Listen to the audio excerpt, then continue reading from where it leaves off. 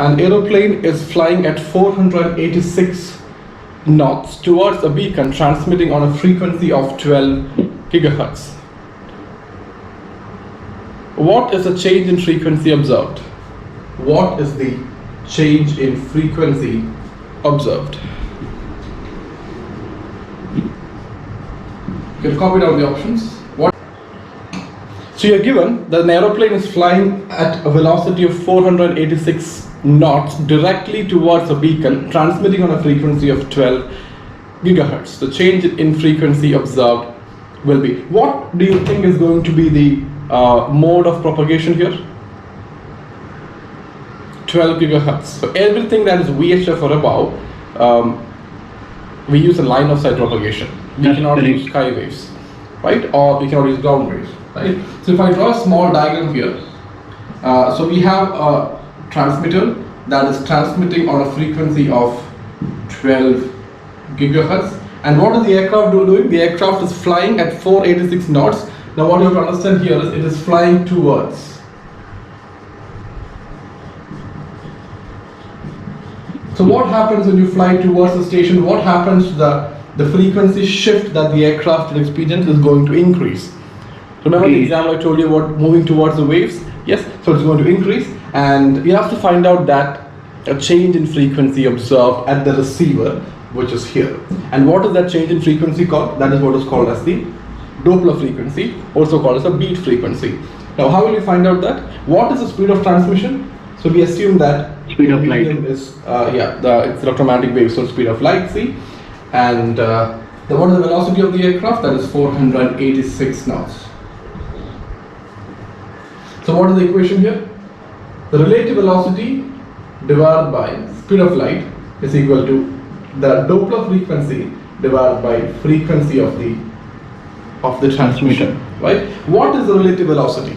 So relative velocity, we have two different references here. One is the aircraft, other is a station. What is the velocity of station? It's on the ground, therefore the velocity of station is 0.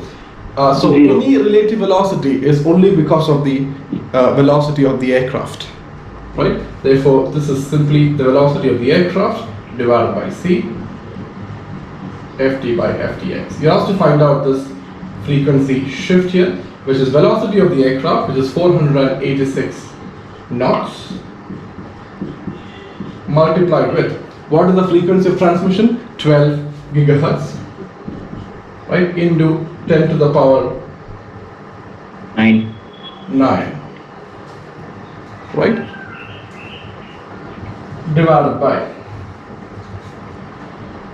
3 into 10 to the power 8 meters per second. 3 into 10 raised to 8 meters per second.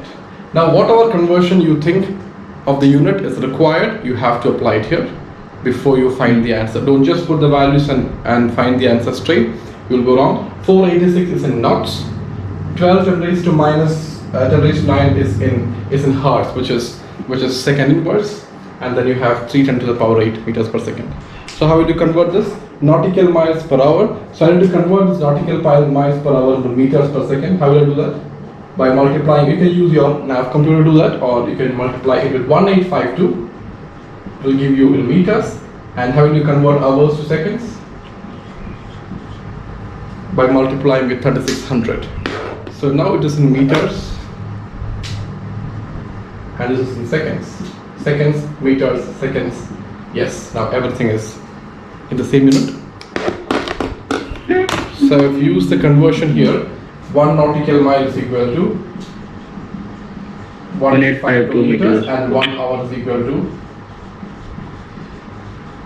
3600 seconds. So we have remaining here, therefore that's going to be 1000 hertz. Oh sorry, 10,000 hertz. 10,000. Which is correct. Which is 10 kilohertz. Let's add on one more question to it. Just so the answer, yes, Apeksha, Charlie is the answer. You have to make this correction, provide this calculation correctly. Now, what is the meaning of that? The frequency shift that the aircraft is experiencing here is 10 kilohertz. The aircraft is experiencing a change in frequency of 10 kilohertz because it is moving towards the station. So what is the frequency observed? Not the frequency shift. What will be the observed frequency for a transmission already of 12 gigahertz and there's a change of 10 kilohertz happening and the aircraft is coming towards the station? What do you think will be the observed frequency?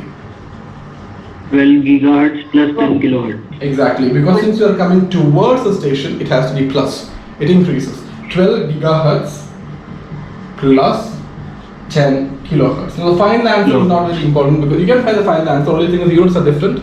So make sure you convert the unit appropriately before you actually find the answer. So only thing is you have to convert kilohertz to gigahertz by multiplying with 10 raised to minus 6, and then that becomes not a significantly different value. It becomes 12.000 so many gigahertz. But this is the whole idea. So much of a shift is happening. If the aircraft would have gone away from the station, this will be minus. So you are actually writing plus here because the aircraft is moving towards the station.